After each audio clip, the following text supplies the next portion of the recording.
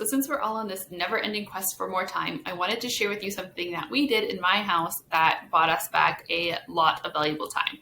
And to set the scene, like the other night, my husband and I, we were watching Netflix at night, relaxing. Like I was on my computer doing a bit of work, but we were just having, some relaxing time. Looked at the clock and we're like, it's only 8 o'clock.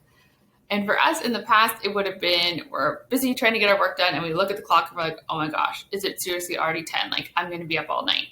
So to be able to say that and look at the clock and see that's actually earlier than we thought, that feeling is just not getting old for us. So let me backtrack though and tell you what it used to look like. So here's how it used to be. We would finally get my son down, my now 3-year-old, down for bed around like 8:30, 9 o'clock. It was this whole big bedtime thing that I swore I would never do. There we were. So it wasn't until like at least 9 o'clock that we were starting to do our evening work. And my husband was working crazy hours. So he would be up till then, midnight, 1 o'clock, trying to get his work done. He would be too tired to get up at 5 a.m. to work out. So he wasn't working out. And he might even be more grumpy than I am when he doesn't get to work out. Like that's not good for his own well-being and mental health as well. So that wasn't working for him, wasn't working for us. I had less take-home work at that time, so I could get it done, but then I didn't have any time to myself. It was just, kids to bed, do the work, go to bed.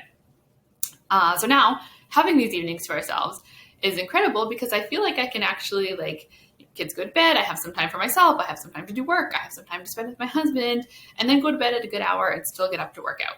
So if this applies to you, if your evenings are a time in your day where you could reclaim some time for yourself, here is what we did.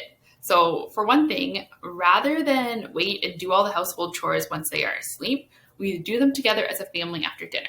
And often that period of time between dinner and bedtime, we have good intentions for that, but it ends up being like a tech time. Everybody's just kind of sitting around doing nothing. So we changed that and we started to do all those chores together as a family. And so I know for some of you, that time between dinner and bedtime is your only time with your children and you don't want to spend it doing chores. But I wanted to kind of get you to change that story a little bit for yourself because picture doing dishes together, right? Your hands are wet, they're busy, they're dirty, nobody's on tech. You're actually able to talk and connect better with your children. And it creates that sense of community, right? You're working towards that common goal. Plus, it's good for your kids to just see this and participate in this, right? If they're going to bed to a messy house and waking up to a beautiful, clean house, what's that teaching them, right? They will then just think that that's something that just happens. That's something they should expect. And then the second thing is our rule is very firm that all those chores are done by the kids' bedtime. So once the kids are in bed, the rest of the time is ours to do with what we choose to do.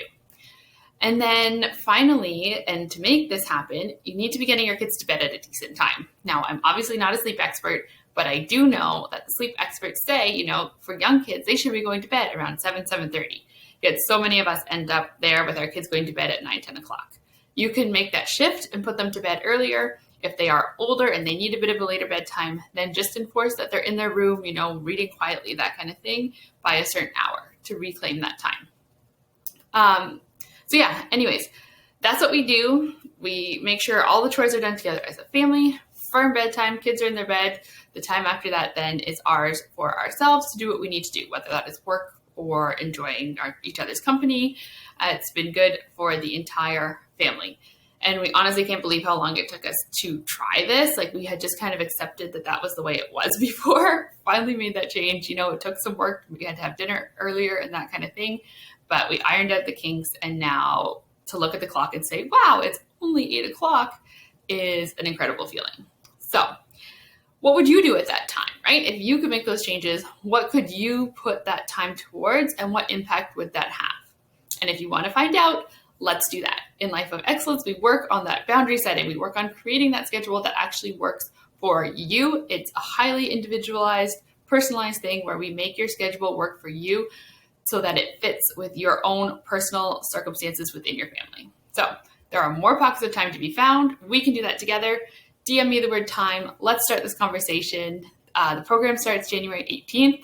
Let's find you more time in your day.